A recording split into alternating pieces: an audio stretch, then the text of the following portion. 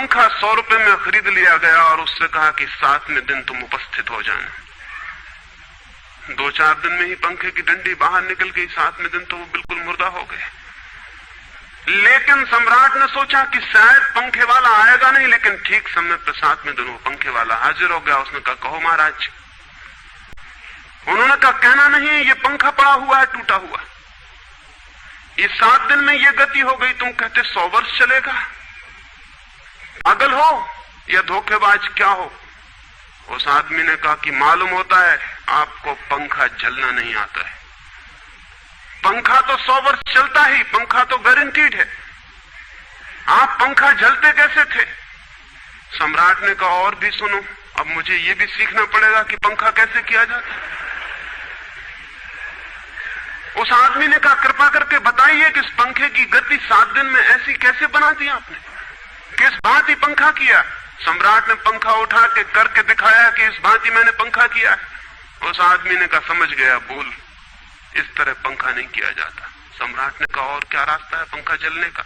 उस आदमी ने कहा, पंखा पकड़िए सामने और सिर को हिलाइए। पंखा 100 वर्ष चलेगा, आप समाप्त हो जाएंगे, लेकिन पंखा बचेगा। पंखा गलत नहीं है, आपके जलने का ढंग गलत है। ये आदमी पैदा हुआ है 5-6 हजार या 10,000 वर्ष की संस्कृति का, ये आदमी फल है, लेकिन संस्कृति गलत नहीं है, ये आदमी गलत है।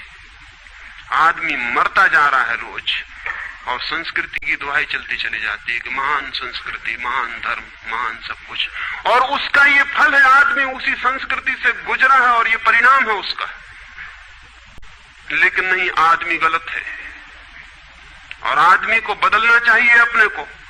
और कोई कहने की हिम्मत नहीं उठाता कि कहीं ऐसा तो नहीं है कि 10,000 वर्षों में जो संस्कृति और धर्म आदमी को प्रेम से नहीं भर पाए, वो संस्कृति और धर्म गलत हो।